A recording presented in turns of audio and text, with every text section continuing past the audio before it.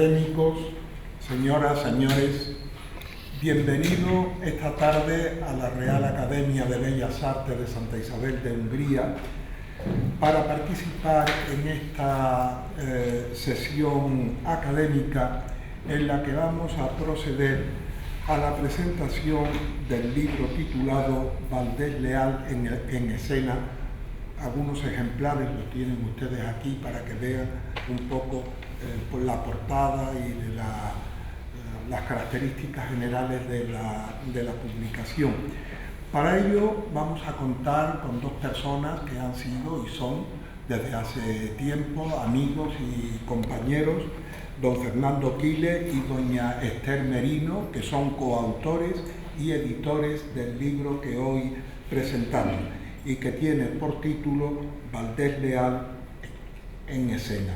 Realmente esta presentación se ha hecho en función del lugar en el que la vamos a realizar, porque qué sitio mejor para hablar de Valdés Leal que precisamente la Real Academia de Bellas Artes y el Salón de Sesiones Públicas que nosotros tenemos dedicado al rey Carlos III, porque preside el salón y porque fue quien de una forma oficial reconoció a la Real Academia como una institución dedicada a la enseñanza de las artes en las juventudes de la Sevilla del siglo XVIII.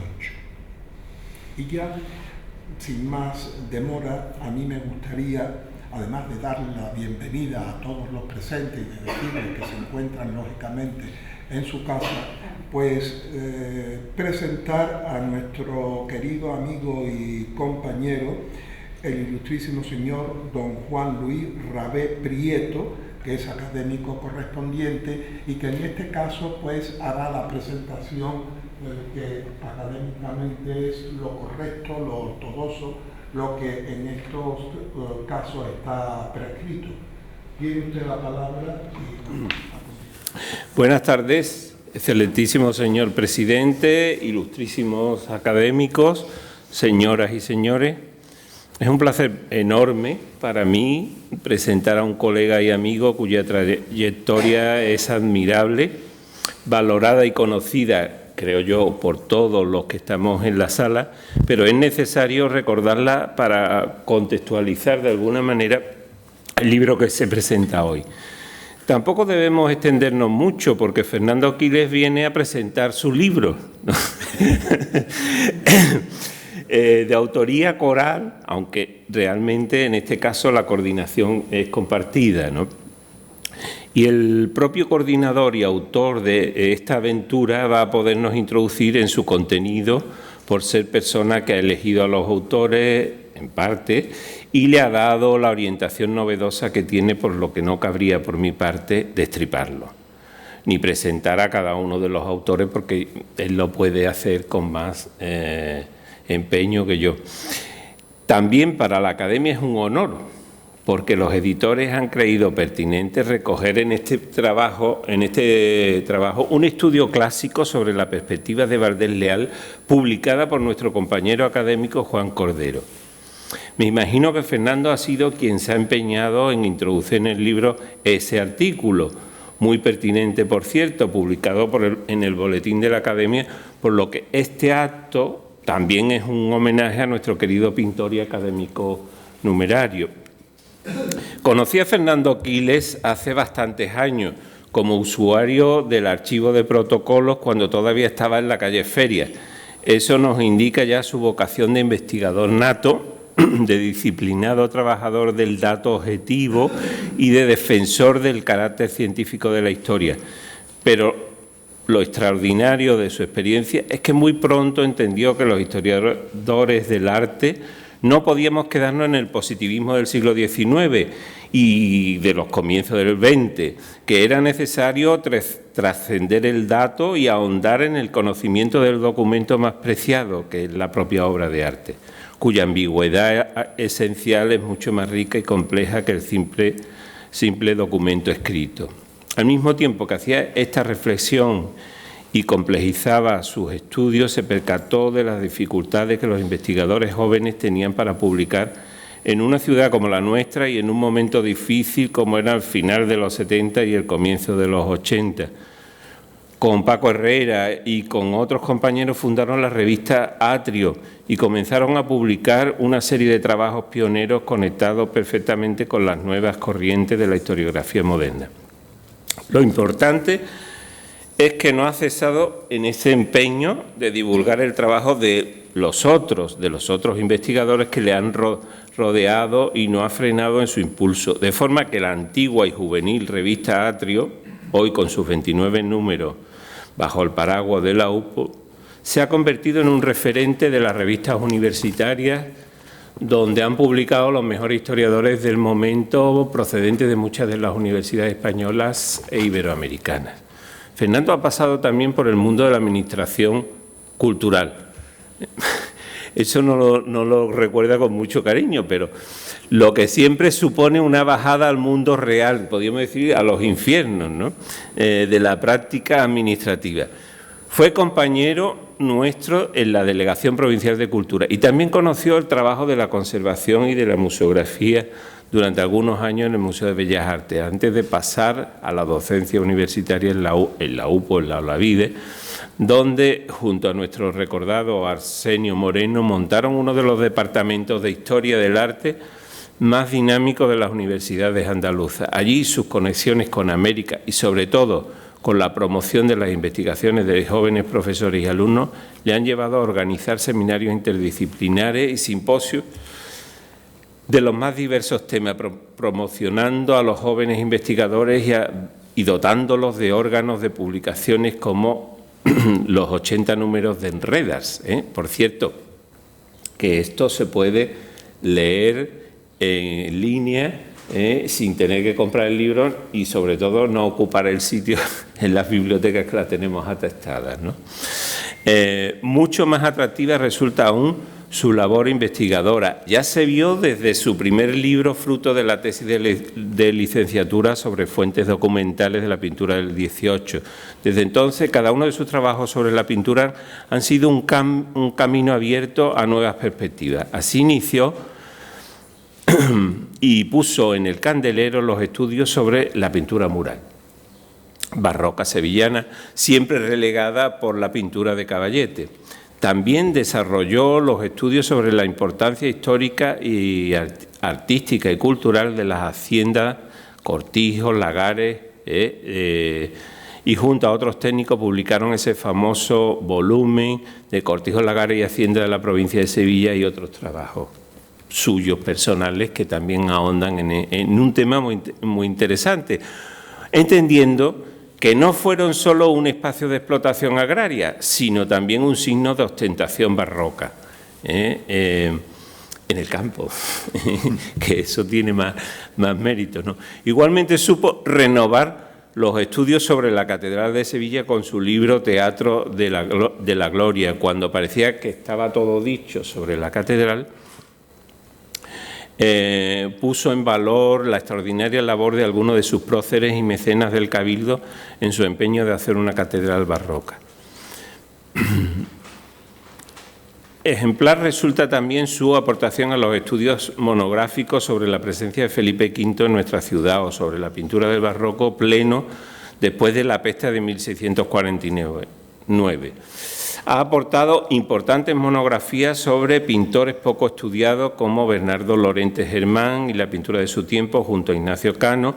Igualmente ha publicado en arte hispalense Alonso Miguel de Tobar y sobre todo ha aportado mucho sobre la huella que dejó Murillo en los distintos seguidores del siglo XVIII, Andrés Rubira, Meneseo Osorio y un largo etcétera. Otro aspecto importante de su trayectoria investigadora es su nueva perspectiva de la historia local. Esto me interesa a mí especialmente, ¿no? Son excepcionales sus trabajos sobre la villa de Utrera, o en colaboración con nuestro colega Francisco Ollero, los estudios sobre Fuentes de Andalucía y la saga de los Ruiz Florindo.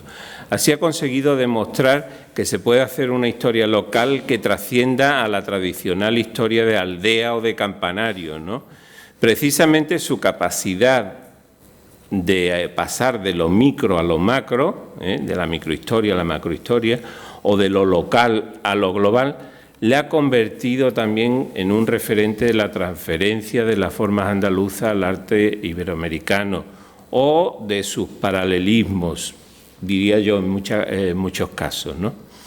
Y de ello dan cuenta sus seminarios, másteres y publicaciones que son siempre requeridas y valoradas por los investigadores iberoamericanos, al igual que su labor editorial, que ha servido de semillero de estudios multidisciplinares. Especialmente interesante para nosotros es la serie denominada Universo Barroco Iberoamericano, una treintena de libros corales, esos son 80, sobre los más diversos temas. Incluso ha sabido encontrar una sede en Carmona para la Cátedra de Estudios del Barroco Iberoamericano, precisamente ligada a la sede de la Pablo Olavide.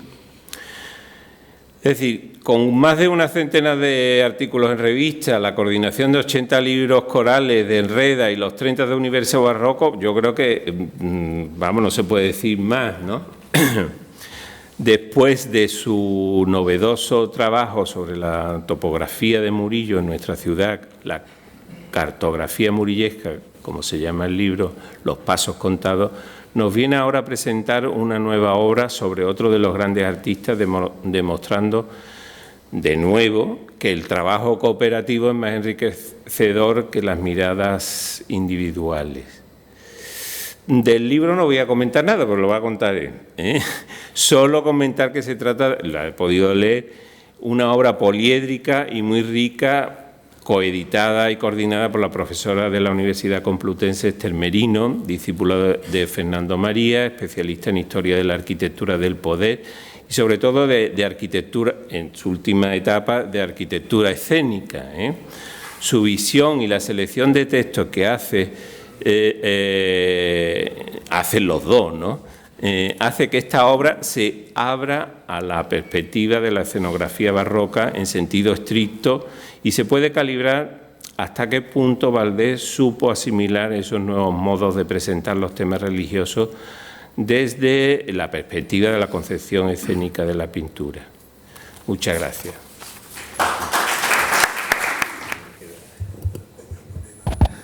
Excelentísimo señor presidente de la Academia, ilustrísimo académico, estimado público. Bueno, yo venía a hablar de mi libro, como dice, y en lugar del señor que ha contado Juan Luis Rabé, un amigo al que aprecio muchísimo, y es un poco exagerado. En fin, la intención mía era meramente exponer un poquito el contenido del libro, sobre todo la parte que yo mismo he trabajado para no tener que entrar aquí en materia, porque el libro está disponible, lo pueden ustedes leer cuando quieran. Tengo primero que decir que mi compañera coeditora no podía venir, porque tiene problemas con su familia y no podía venir, entonces me ha pedido que la excuse. Me hubiera gustado estar aquí y bueno, que es una lástima. Y en segundo lugar, querría agradecer a la Academia el hecho de que me haya permitido presentar el libro y sobre todo que me haya hecho un regalo fantástico, que fue el artículo del profesor Cordero, que no pude acceder a él porque evidentemente no estaba de salud como para eso, y la Academia nos regaló el artículo suyo que publicó en el boletín, y ese artículo para nosotros era muy necesario que estuviera, porque prácticamente no había perdido nada de actualidad y era enormemente interesante, y evidentemente hablar de Valdés y dejar ese capítulo sin tocar, nos quedaba un poco cojo el libro. Así que, bueno, pues gracias a la familia, gracias a la Academia, podemos disponer de ese artículo dentro de nuestro libro. Bueno, la idea mía que tenía yo era, primero, presentar a mi compañera, Esther Merino, esa foto es suya, la hizo el otro día para presentar el libro. Ella, ya digo, se excusa, no puede venir de ningún modo y ha hecho una labor fantástica porque además ella se desenvuelve en el ámbito de la teatralidad y de la escenografía y le ha dado un zamarreo a nivel de teatro fantástico al libro. Porque todos los que hablamos el lenguaje de la historia del arte y la pintura a veces estamos muy encorsetados y ella que se desenvuelve mucho más en el ámbito del teatro, de la comedia, del arte y todo eso, tenía una mirada muy interesante que deslizándola hacia la academia, hacia el libro, pues fantástico. Bueno, de los autores estaban aquí, aparte de Esther Merino, María Eulalia Martínez Zamora, que es profesora también de teatro, de escenografía en la Universidad de Extremadura, que también hizo una aportación muy atractiva en el ámbito de lo teatral y de la escena para el libro. Nuestro compañero vecino Francisco Cornejo, de Bellas Artes, que también ya había hecho inicialmente una tesis sobre el teatro maravilloso, que me gustó mucho. Le planteé el tema, le pareció estupendo. Un joven investigador de la Universidad de Sevilla y Granada, que también ha estado, que es Rafael Japón, sobre la Pasión de Cristo. María del Mar González, del Instituto de Patrimonio, que hizo también un análisis acerca de una serie de obras que se había restaurado allí en el Instituto de Patrimonio. Un servidor. Miguel Ángel Maure Rubio, también profesor de la Complutense, que ha trabajado el tema de la pintura mural, la retablística fingida dentro del espacio sacro, y José Ramón Marcaida, que también ha trabajado el tema de arte y ciencia y aplicada a Valdés Leal, con lo cual era toda una lectura, aparte de Cordero, que no hace falta tampoco que se me ha ido la letrita debajo del todo, pero Cordero era el nombre que tenía que aparecer al final. Aparte de Cordero, que por todo es conocido, no hace falta tampoco que diga más quién es. Bueno, es un elenco de autores que nos ha permitido hacer como un relato muy atractivo de este capítulo, que es el teatro vinculado al arte o al arte vinculado al teatro, que ha sido formidable, que hoy en día lo estamos viendo constantemente. El Prado ha puesto en marcha su maquinaria y está desarrollando actividades sobre teatro y Calderón de la Barca y la pintura, y esta es una labor muy interesante porque se ha visualizado claramente que el teatro es clave, y Calderón de la Barca tiene que entrar de lleno en todos los análisis de pintura barroca española porque fue formidable. En cuanto a Valdés Leal, bueno, a mí me pareció que Valdés Leal es un personaje que está entre bendecido por la historia, por cierta historiografía, y maldito por otra, la vieja escuela historiográfica que lo miraba con otro. Siempre ha ido entre lecturas pesimistas y visiones dramáticas. El drama también valdesiano en cuanto, ya digo, a disposición teatral. O sea, el vínculo de Valdés Leal en su manera de presentar su pintura evidentísimamente está relacionado con el teatro de una manera clarísima.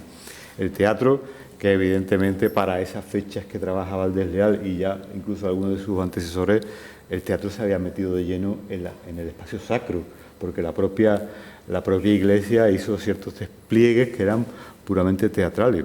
Y por último, el tema de la cuadratura, que es probablemente el último desarrollo de esta escenografía, que es la pintura de arquitecturas fingidas, ¿no?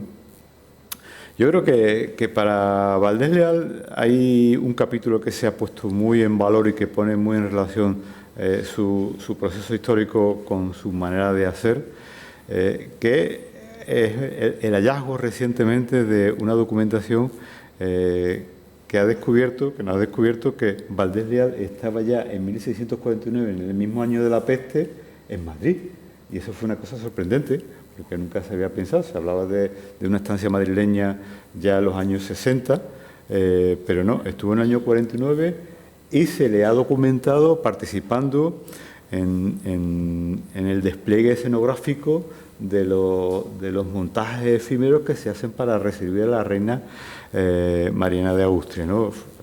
De manera que que Valdés Leal estaba trabajando con los grandes escenógrafos madrileños, codo con codo, desarrollando una actividad formidable. Y eso ya para el año 49 nos pone en aviso de que, oye, pues este pintor realmente está con un conocimiento y un manejo fantástico. Bueno, el despliegue de las fiestas, de la entrada la que sería la esposa, la joven esposa de Felipe IV, generó un desarrollo festivo y escenográfico en el que Valdés Leal evidentemente pues participó. Eso es importantísimo. Otra cuestión también muy importante y ya muy temprano es el vínculo, y eso se ha puesto muy en valor y cada vez está más evidenciado, el vínculo temprano de Valdés con Pedro Roldán. E incluso ya hay ciertos vínculos familiares, ¿no? Porque fue padrino de una de las hijas de Roldán. Y eso también nos pone un poco sobre el aviso de lo que va a ser su desarrollo artístico, que tiene que ver con ese vínculo, ese desenvolvimiento en dos artes, como pueden ser pintura, policromía y escultura. Eso está claro. Y otra cuestión también fundamental, ya desde muy temprano, Valdés Leal es un maestro del andamio. Yo conté una vez un chiste en una entrevista que me hicieron para el año Valdés. Un chiste no, hice un comentario medio jocoso. Valdés Leal era un atrevido pintor que se lanzó a subirse a los andamios a pintar bóveda, porque era todo un arte. Y yo decía, para una vez que Murillo se sube a un andamio se mata. Era un poco la comparativa. Y ese vínculo lo relaciona con escultores, con arquitectos, ensambladores y con policromadores. Él mismo ejerce como policromador, o sea, se desenvuelve en un, como se ha dicho para Herrera el Mozo en Madrid, el arte total. En cierto modo, Valdés Leal también es un artista del arte total, de la plenitud artística y creativa. Y aquí entramos también en un tema que por ahí se desliza en algunos de los artículos que se han publicado, el hecho del encuentro entre pintores y escultores empieza a deslizarse ciertos conflictos profesionales, incluso vuelve a salir a relucir la queja de algunos artistas de la intromisión de unas artes en otras artes, y eso es algo que también está muy presente. Valdés fue pintor, pero Valdés también fue escultor, y se ha documentado recientemente que hizo alguna obra de escultura, y eso también es una cuestión interesante. Y otro tema también que me parece muy importante de resaltar, y en el libro se ha puesto mucho en valor, es que Valdés Leal, al margen o sea, lejos de esa imagen gris, de cierto carácter huraño que decía que tenía, bueno, pues Palomino, por ejemplo, desliza en un fragmento de su libro que era espléndido y generoso en socorrer con sus documentos a cualquiera que solicitaba su corrección. O sea, era un maestro que se brindaba a ayudar a los jóvenes a mejorar su producción. Entonces, ahí andamos entre el pintor arrogante y el pintor generoso. Es una imagen que es muy interesante y que daría de decir para mucho rato de charla. Y del andamio, ¿qué decir del andamio? Yo sé, por ahí anda publicado en el libro un fragmento de un documento ya conocido que en relación a Jerónimo de Mora, un seguidor de Zúcaro, que trabajó en el Palacio del Pardo de Madrid, y hablaba de lo difícil que era pintar en andamio, trabajar en el andamio. Decía, débese también ponderar que todas las escaleras se hicieron con peligro de vida, por tener los andamios más altos y peligrosos que todo, y que es justo considerar que el pintor en pie y boca arriba, con cal, arena y agua sobre los ojos y con peligros mortales en los pies por andar sobre las tablas desclavadas y quebradizas, que se debe pagar y estimar por 3 doblados trabajos el que se tiene. Fíjense, el trabajar en el andamio, esa es una dificultad añadida para ese desarrollo artístico. Con lo cual también hay que poner en valor el lugar que Valdés va a tener en este ámbito creativo, dada esa dificultad. Y ahí entra ya también esos nexos que refuerzo con imágenes, con personajes que son interesantes. Los hermanos Borja, los famosos tallistas de las yeserías de Santa María la Blanca. Bueno, unos escultores tallistas fantásticos, y uno de ellos era incluso policromador, tuvieron vínculos con el propio Valdés Leal. Y sin duda, y aquí podríamos hablar de varios retablos en los que la relación del pintor con el arquitecto es íntima. Llega un momento en el que hay una relación muy directa entre Pineda y Pedro Roldán y Valdés Leal en el Hospital de la Caridad. Eso es una relación tan cercana que evidentemente se explica por el hecho de que para que un pintor cumpla su cometido debidamente, como ocurre en el Hospital de la Caridad, tiene que conocer al arquitecto, tiene que tener un conocimiento cercano de su manera de entender esa arquitectura que está desarrollando para aplicar la policromía adecuadamente al gusto, porque al final el resultado final de un retablo como el del Hospital de la Caridad no es ni más ni menos que fruto de la mano de 3 o 4 artistas de altísimo nivel que concilian sus maneras de entender el arte para lograr esto. Y el Hospital de la Caridad es una obra, pero sin negar que es probablemente la obra más relevante. También hay que contar que también participó en otras obras como San Agustín, donde también Pineda estuvo muy involucrado. Bueno, esta obra, la policromía del Hospital de la Caridad, probablemente sea una de las joyas de la policromía de todos los tiempos barrocos en Sevilla, cuando menos, porque es una obra de una destreza técnica, de una capacidad del pintor para generar la volumetría en esa arquitectura trabajada por Pedro Roldán, pero que si hubiera fracasado en ese color, hubiera perdido mucha profundidad, hubiera perdido muchísimo de ese ámbito que se generó. Y bien, y ya digo, todo ese cúmulo de obras colectivas que va realizando Hospital de la Caridad, San Agustín, San Benito de Calatrava, que también tuvo una participación muy decidida, y ahí además, para colmo, le puso en relación, pues sin duda, con la Orden de Calatrava, con lo cual Valdés Leal también, para colmo, llegó a relacionarse, a vincularse con una élite sevillana muy poderosa, y eso también es muy significativo y hay que ponerlo en valor, y así lo hemos hecho también en el libro. Bueno, no voy a extenderme más con eso. Y luego, entre las dos aguas, digo, Valdés Leal se dice que estuvo en Madrid en los años 60, cuando se crea la Academia de Sevilla, luego, por esa fecha, los años 60. Pues, a pesar de que se ha descubierto que en el año 49 estuvo, probablemente hay que considerar que sí, que la fecha del año 60 también es válida. O sea, que Valdés Leal probablemente no estuvo una vez, sino que probablemente estuvo 2 veces en Madrid.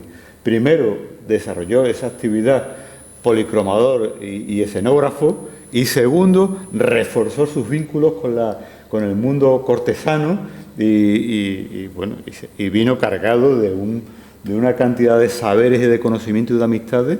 Bueno, sus relaciones con Claudio Coello es muy evidente, y eso pone muy en valor la relevancia de este pintor, al punto de, bueno, que ya digo, en el libro este. Y sin duda, del teatro, de la teatralidad, de todo el imaginario teatral que se crea en el Teatro de Calderón, que fue la clave, lo que motivó el cambio más radical en el barroco español, el Teatro de Calderón, que se va a trascender, y hoy se ha puesto en valor con Herrera el Mozo en Madrid. Bueno, Valdés Leal es que es evidentísimo su inspiración en el teatro calderoniano y en las mutaciones y toda la parafernalia teatral que se monta por los ingenieros escenógrafos que en el Teatro del Buen Retiro hacen las preparaciones para el propio Felipe IV. Sin duda, ahí tienen, a ver, se me ha salido, ahí tienen una recreación de Baccio del Bianco de Andrómeda y Perseo de Calderón, de año 53, una recreación dibujística de lo que fue esa puesta en escena, con Andrómeda, el carro, surcando los cielos, y qué casualidad que de pronto uno ve la ascensión de Elías, que está en Córdoba, del año 556 de Valdés Leal, y a uno le viene ese eco calderoniano de ese Elías sobrevolando la escena, basándose muy directamente, de una manera muy cercana a lo que Bacho del Bianco está haciendo para Calderón de la Barca en Madrid. O sea, es una evidencia. Y ya esto lo voy a acabar con esto. Evidentemente no se puede concluir hablar de Valdés sin considerar una serie de cuestiones fundamentales. El peso de la liturgia, esa liturgia teatral que va a estar muy presente en la vida de la ciudad, y de los jesuitas, que van a ser clave en todo ese desarrollo, y Valdés Leal está muy cercano también a la comunidad jesuítica. En fin, la fiesta sacra, en el espacio eclesiástico y en la calle, porque al fin y al cabo el corpus no debe ser una fiesta sacra, y luego el manejo de estampas y libros, que Valdés Leal sabemos que tenía una buena fuente. Ya digo, dos elementos de esto que estamos hablando. La relación con los jesuitas van a ser clave en el desarrollo de la puesta de la escenografía sacra. O sea, la iglesia jesuítica se convierte en un teatro. Si vamos viendo, incluso los propios predicadores, cuando suben al púlpito, escenifican, tienen un aprendizaje hecho de cómo llegar a sus fieles si no es actuando.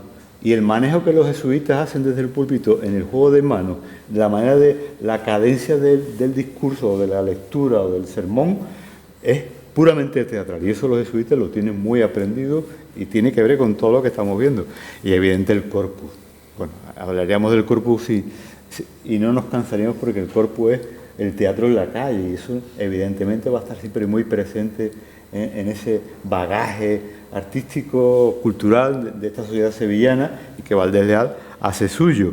Bueno, y no quería acabar finalmente sin mencionar a Fernando III y el proceso de canonización de Fernando III como San Fernando, porque es un acto realmente revolucionario, en el sentido de que hay un antes y un después de que la catedral empuje ese proceso de canonización, que tiene detrás toda una historia larguísima que no voy a contar porque no acabaríamos nunca, pero desde luego no es una cosa baladí.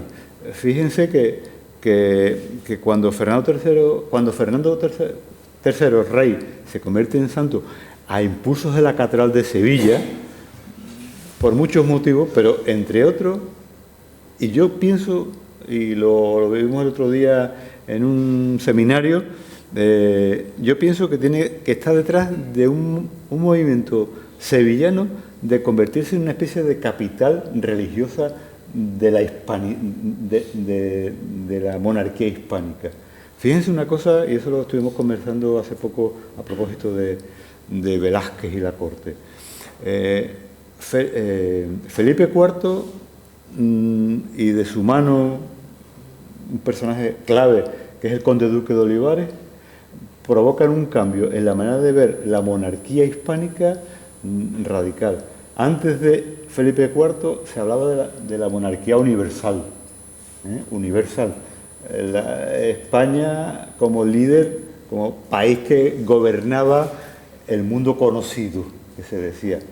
Y a partir de Felipe IV, con el conde-duque de Olivares de la mano, se habla de la monarquía hispánica, que es monarquía católica, con Roma muy de cerca. Y entonces se establece un vínculo Roma-España fundamental. Y de pronto Sevilla se mueve en la dirección de fomentar determinados resortes de puesta en valor de esa iglesia. Y Fernando III se convierte en un elemento clave. Y la catedral empuja con todo su tesón, con todos sus medios, para hacer que Fernando III sea santo porque Fernando III es un rey, pero está en Sevilla enterrado. Y eso significa que en cierto modo se está hablando de una capitalidad sacra, religiosa de Sevilla.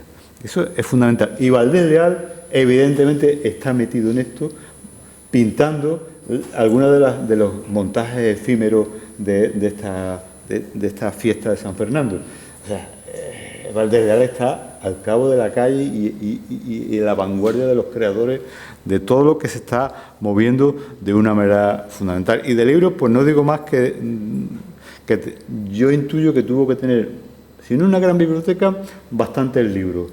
Su hijo luego, Lucas Valdés, se conoce que tenía una buena biblioteca, heredado de otros pintores y probablemente fortalecido por algunas compras. Pero yo estoy convencido de que él manejaba libros. Para empezar, el famoso libro de la Pompa Introitus de Rubens está al pie del esqueleto del Inictu Oculi. O sea, ese libro lo tenía Valdés Leal, lo tenía a disposición o era suyo, y eso nos pone en aviso sobre aviso de que Valdés Leal manejaba libros, tenía libros y leía.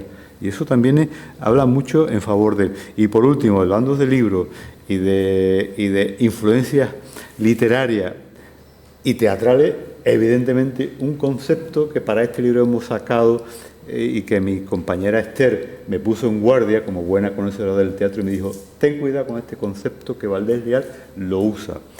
Y es esto, yo tengo siempre que leerlo porque nunca me acuerdo. Estupire. Valdés Leal, hay un concepto del teatro de Ferdinando Taca, lo representa en esa lámina de su libro de teatro que está aquí abajo, y habla de estupire. El estupire es un concepto de italiano que se aplica a lo teatral y a las recreaciones escenográficas, como estamos viendo aquí abajo, que significa generar estupefacción. ¿Y cómo se genera estupefacción? Forzando los movimientos, la expresividad, la gestualidad, e incluso algo que Valdés Leal lo ha aprendido desde muy pronto y probablemente esté basándose en esta experiencia. ¿Qué es esto? A ver si se ve. Bueno, si ven ustedes los soldados, uno está así, el otro está en la dirección contraria. Esos contrarios que se alejan unos de otros están como para alejarse, pero para luego enfrentarse. Es un movimiento que está relacionado con esta generación de estupefacción en el espectador. Y Valdés Leal lo aprende perfectamente, y sin duda en su cuadro de los sarracenos, que tiene el Museo de Bellas Artes, que viene de Carmona, que es una de sus primeras obras, es evidentísimo. O sea, hace un juego en el momento de los personajes contraria unos con otros. Ahí no hay un equilibrio, no hay una jerarquía, están todos contra todos, ahí, cayéndose en una dirección, cayéndose en otra, y genera ese movimiento, así alocado, que en el fondo provoca en el espectador una admiración y un quedarse perplejo y estupefacto por lo que está viendo. Y eso es clave. Valdés Leal lo aprendió, pero pronto, y probablemente inspirado en lo que en Madrid pudo conocer del teatro italiano y luego en Sevilla fue reforzando. Bueno, podríamos hablar muchas más cosas, porque pues este personaje que está aquí abajo, con esa carita medio alocado, entraría dentro de otro capítulo que era las máscaras y la gestualidad. Valdés Leal utiliza los libros italianos italiano y flamenco, en los que se muestra cómo los rostros y los movimientos de cuerpo permiten expresar determinados sentimientos: amor, pasión, terror. Entonces son imágenes que están grabadas en libros, en láminas, y los pintores suelen utilizarlo en su pintura, por si quieren expresar, como este caso, el personaje siniestro que está aquí abajo, o aquel de arriba que se pone la mano aquí. Es de una teatralidad, es una máscara teatral absoluta. Y Valdés sabía perfectamente utilizar todos esos recursos y evidentemente nos ponen en aviso sobre los libros que manejaba, pero sobre todo el aprendizaje que hizo y el conocimiento que tuvo, que nunca lo dejó lo perdió. Bueno, y eso es todo, no les canso más con el tema, ¿vale? Muchas gracias. Cerrar esta intervención, lógicamente, agradeciendo al profesor Fernando Quiles esta interesantísima presentación que nos ha hecho del libro que hoy nos ha reunido, Valdés Leal en escena, y sobre todo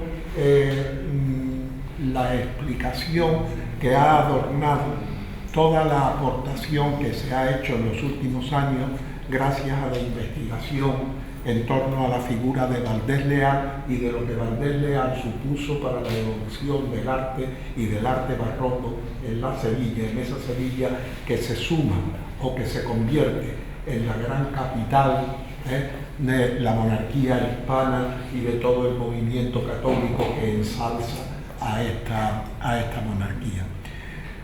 Quiero felicitarle personalmente, pero también quiero pedirle que por favor haga extensiva esa felicitación a todos los compañeros que con él han hecho de este libro, que en principio fue un mero proyecto, esta bella e importante realidad. Ya sabes, Fernando, que aquí nos tienes, que esta es tu casa y que cuanto te haga falta, pues estamos a tu servicio. Muchas gracias a todos ustedes por su atención y por vuestra benevolencia. Muchas gracias.